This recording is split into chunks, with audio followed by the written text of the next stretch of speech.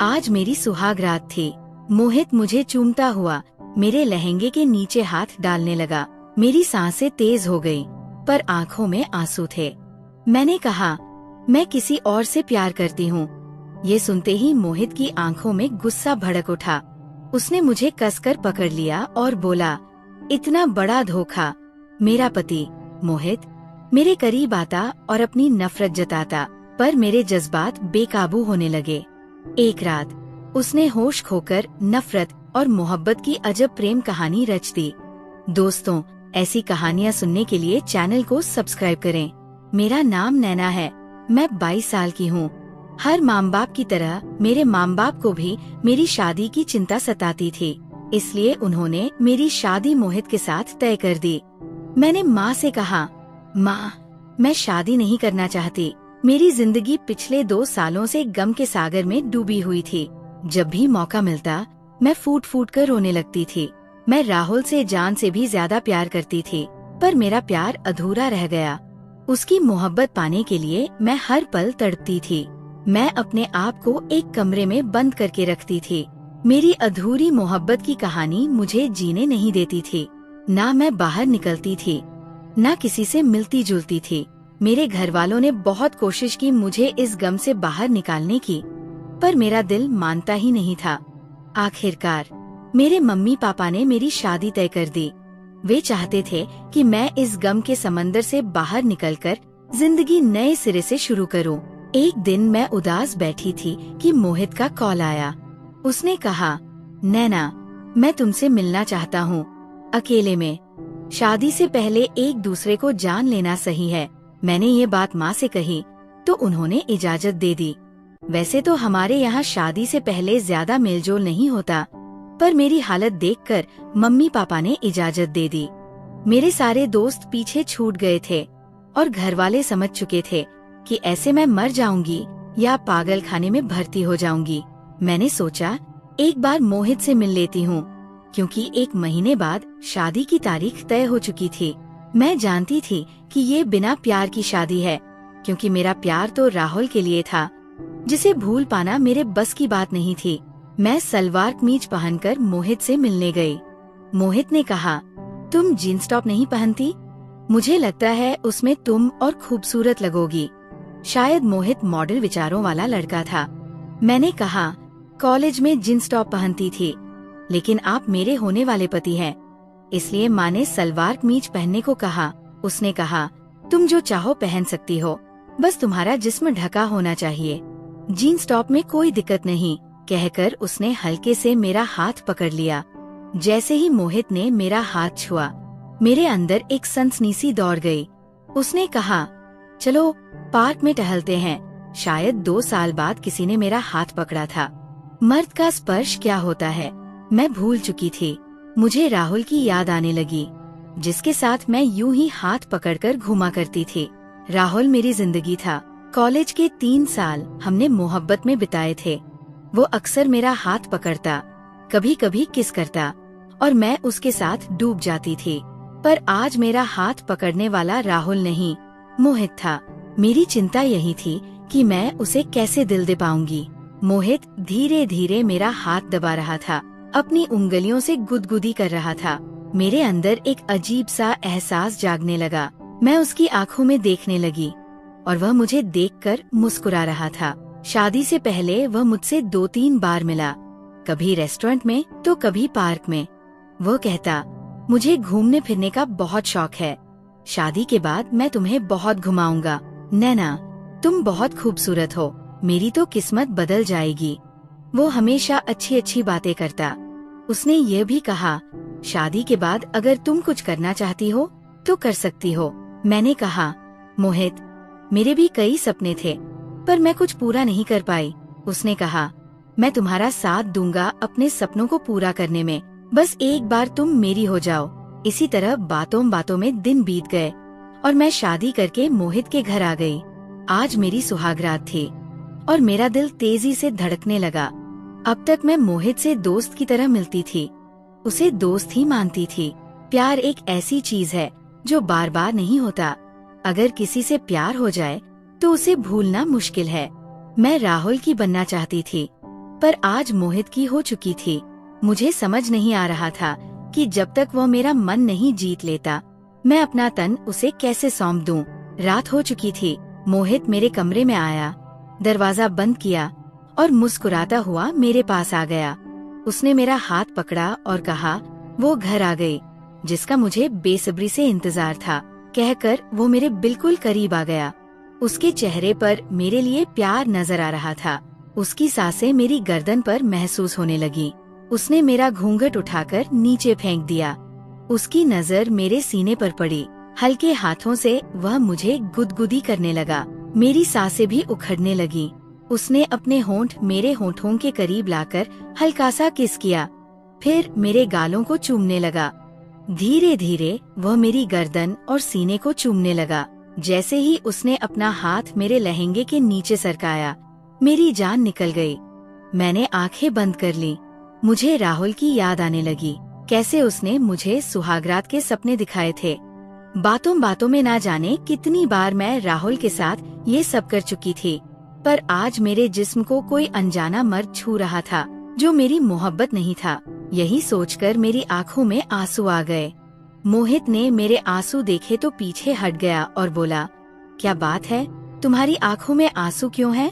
मेरी माँ ने मुझे बार बार समझाया था कि सूरज के बारे में मैं मोहित से कभी न बताऊं। मर्द होने के नाते वो कभी बर्दाश्त नहीं कर पाएगा कि तुम किसी और से प्यार करती थी।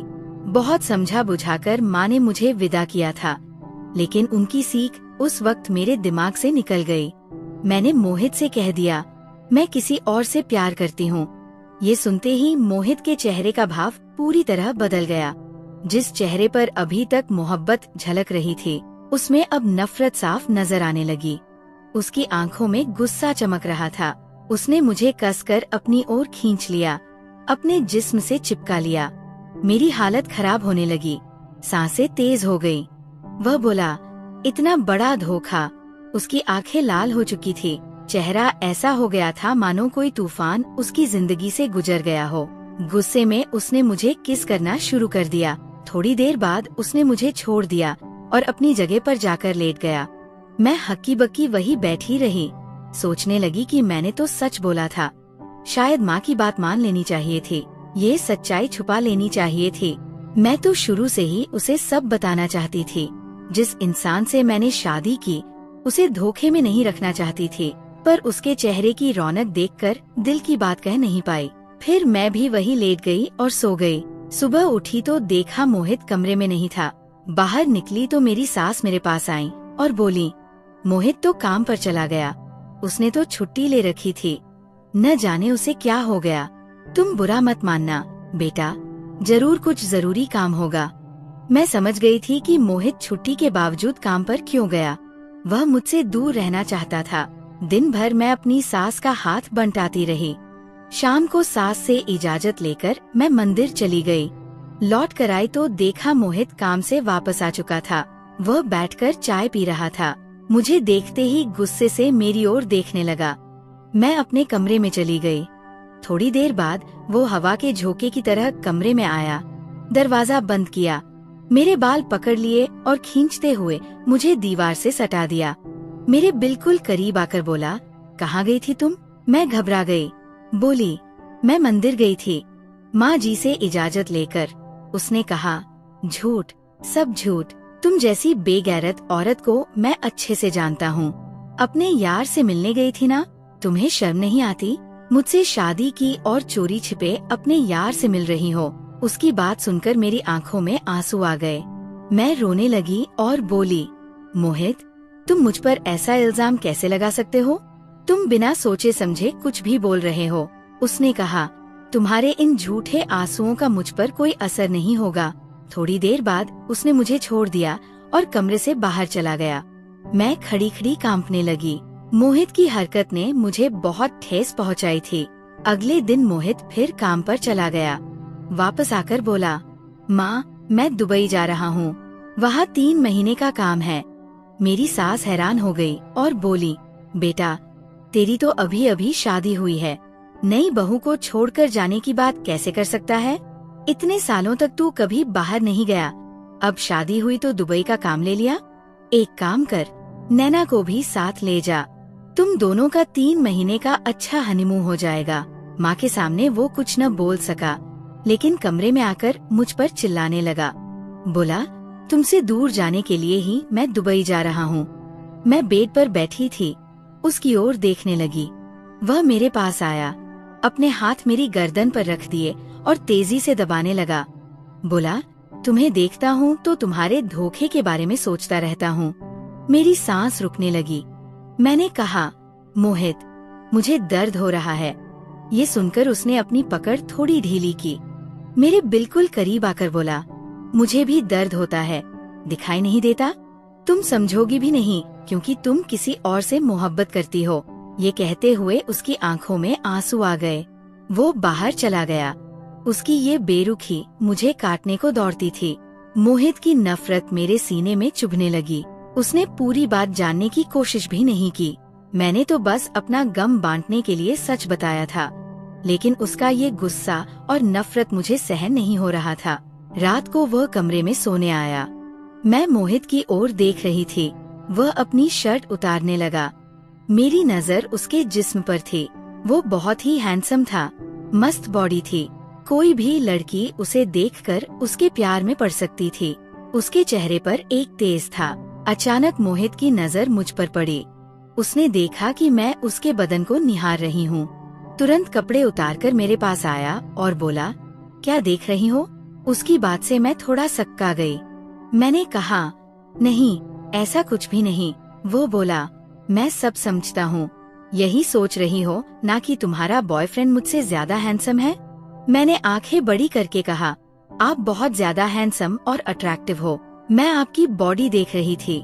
मेरी बात सुनकर वो एक पल के लिए मेरी ओर देखने लगा, फिर बोला, मेरे पैरों में बहुत दर्द हो रहा है, थोड़ा दबा दो। उसने शॉर्ट्स पहने हुए थे। मैं धीरे धीरे उसके पैर मसाज करने लगी। शायद मोहित को आराम मिलने लगा था। वह बोला, थोड़ा पीठ भी मसाज कर दो। शादी के बाद थोड़ा भी रेस्ट नहीं ले पाया। ऑफिस जा रहा हूँ, बहुत थका हुआ हूँ। मैं बड़े नाजुक अंदाज में उसकी पीठ दबाने लगी। मोहित को आराम मिलने लगा था। वह बोला, तुम बहुत अच्छा मसाज करती हो। उसके जिस्म को छूते ही न जाने क्यों मेरे अंदर एक सनसनी पैदा होने लगी थी। उसे छोड़ने का बिल्कुल मन नहीं कर रहा था। मैं मोहित की मसाज करती रही। मोहित सो चुका था। मैं उससे चिपक कर लेट गई, उसे देखने लगी और सोचने लगी कि अब मोहित ही मेरी जिंदगी है। उसे मुझे हासिल करना होगा। उस रात मुझे नींद नहीं आ रही थी। करीब रात के 1 बज रहे थे। मैं घर से बाहर निकल गई। सामने बैठने की जगह बनी थी, वहाँ बैठ गई। खुली हवा में सांस लेने लगी। मुझे महसूस होने लगा कि मेरी जिंदगी कितनी उलझ गई है।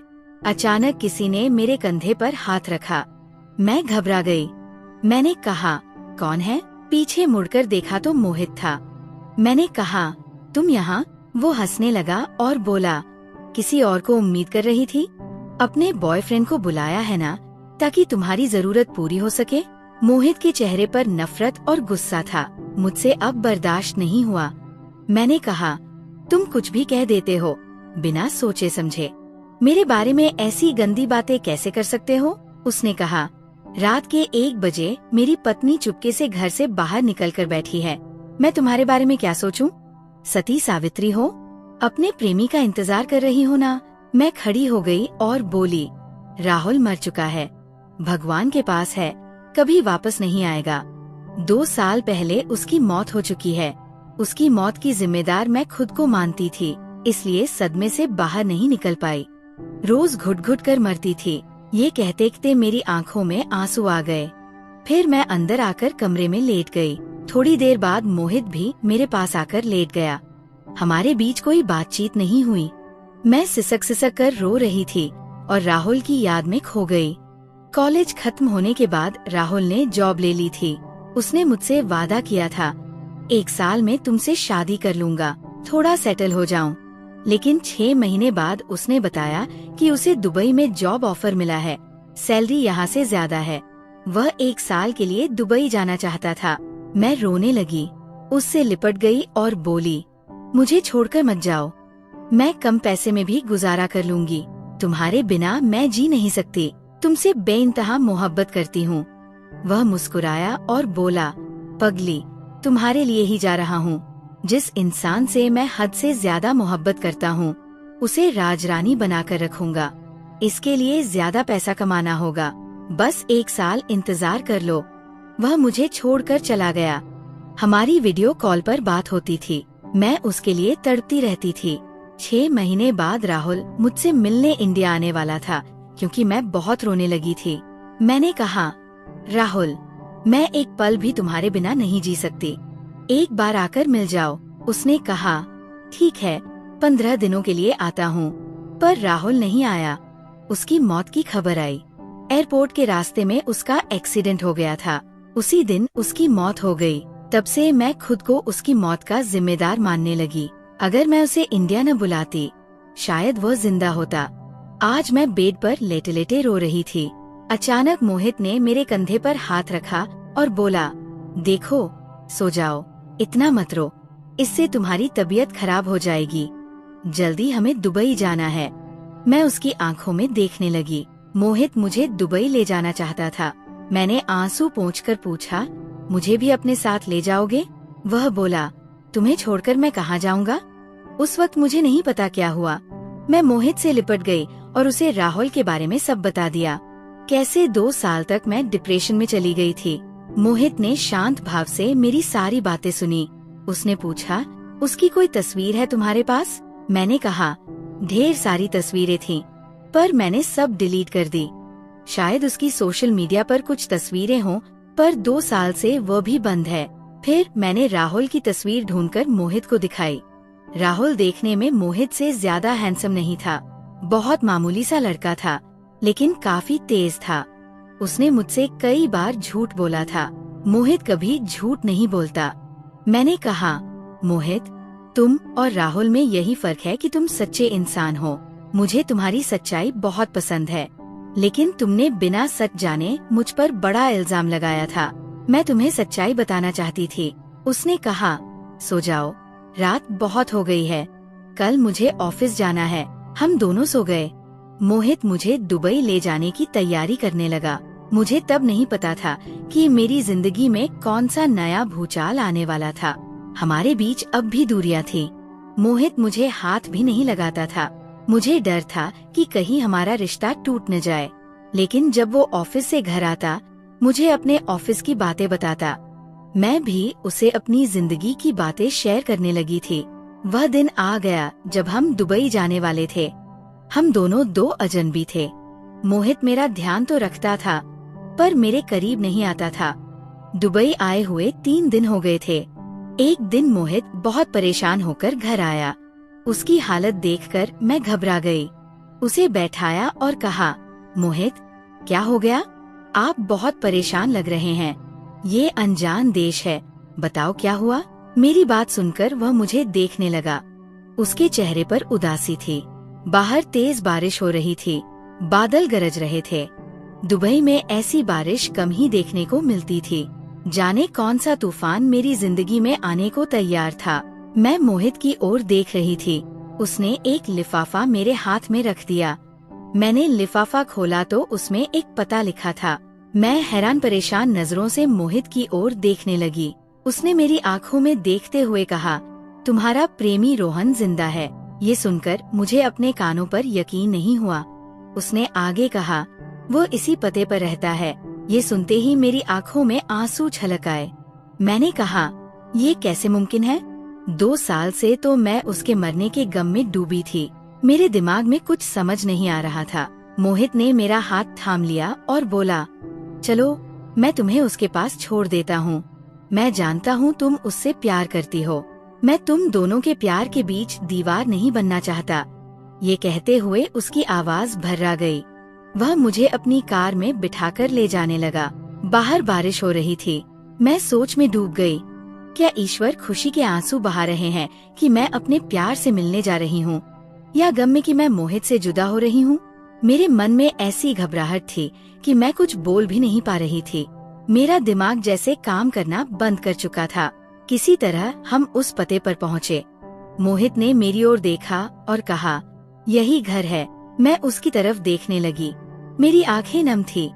कार से उतर तो आई, लेकिन मेरे सीने में न जाने क्यों इतना दर्द हो रहा था। मैंने दरवाजा खटखटाया और वही खड़ी रही। जब सामने वाले ने दरवाजा खोला तो मेरे पैरों तले जमीन खिसक गई। वह कोई और नहीं बल्कि रोहन था। मोहित ने अपने सीने पर पत्थर रखकर मुझे वहाँ छोड़ दिया। मुझे देखते ही रोहन को जैसे जोर का झटका लगा। वह बोला, नैना तुम यहाँ? मुझे माफ कर देना, मैंने तुम्हें बहुत मिस किया, लेकिन मैं पैसे के लालच में फंस गया था। मैं अपने काम के चक्कर में तुम्हारे पास नहीं आ सका। अब जब तुम मेरे सामने हो, मैं तुम्हें कभी जुदा नहीं होने दूंगा। मैं तुमसे बहुत प्यार करता हूँ। मेरा प्यार मेरे सामने खड़ा था, लेकिन मेरे दिल में अब उसके लिए कोई एहसास नहीं बचा था। वह शख्स जिसके लिए मैं 2 साल तक तड़पी, उसने मुझे अंधेरे में धकेल दिया था। अगर उसने मुझसे ब्रेकअप भी कर लिया होता, शायद इतना दुख न होता। रोहन ने अचानक मुझे छूने की कोशिश की तो मैंने उसे पीछे धकेल दिया। मैंने कहा, रोहन तुमने मेरे साथ इतना बड़ा धोखा किया। तुम्हें मुझे छूने का कोई हक नहीं। 2 साल से मैं तुम्हारे लिए तड़प रही थी और तुमने अपनी मौत की झूठी खबर फैला दी। मेरी आंखों से आंसू टपकने लगे। रोहन ने मेरा हाथ पकड़ने की कोशिश की तो मुझे इतना गुस्सा आया कि मैंने उसे जोरदार तमाचा जड़ दिया। मैंने कहा, तुम्हारी हिम्मत कैसे हुई मुझे छूने की? मैं तुम्हारी नहीं हूँ। मैं तो मोहित से प्यार करती हूँ, भले ही उसका प्यार मेरे नसीब में न हो। ये कहकर मैं जाने लगी। तभी रोहन ने मेरा हाथ पकड़कर मुझे घर के अंदर खींचने की कोशिश की। मैं चीखने लगी। तभी वहाँ मोहित पहुँच गया। उसने रोहन को एक घूंसा मारा और कहा, मेरी पत्नी की मर्जी के खिलाफ तुमने उसे हाथ कैसे लगाया? मोहित को देखते ही मैं उसके पीछे जाकर खड़ी हो गई। मैंने कहा, मोहित मुझे यहाँ से ले चलो। मैं इस इंसान से अब बिल्कुल प्यार नहीं करती, बल्कि नफरत करती हूँ। तुम्हें मेरी सारी तकलीफें पता है, और देखो ये बेशर्म इंसान जिंदा है। मोहित ने बड़े प्यार से मेरा हाथ थामा। हम दोनों बारिश में भीग चुके थे। कार के पास आकर उसने मुझे अपनी बाहों में ले लिया और बोला, अगर तुम मुझसे प्यार करती थी तो इजहार क्यों नहीं किया? मैंने कहा, मैं तो तुमसे बहुत पहले से प्यार करने लगी थी, लेकिन मुझे समझ नहीं आ रहा था कि ये दूरियां कैसे मिटाऊं। तुम वही इंसान हो जिसने मुझे जीने की नई उम्मीद दी, मेरी उदास जिंदगी को प्यार की खुशबू से महकाया। अब मुझे अपने से दूर मत करना। उसने कहा, कभी नहीं। अब तुम्हें एक पल के लिए भी जुदा नहीं होने दूंगा।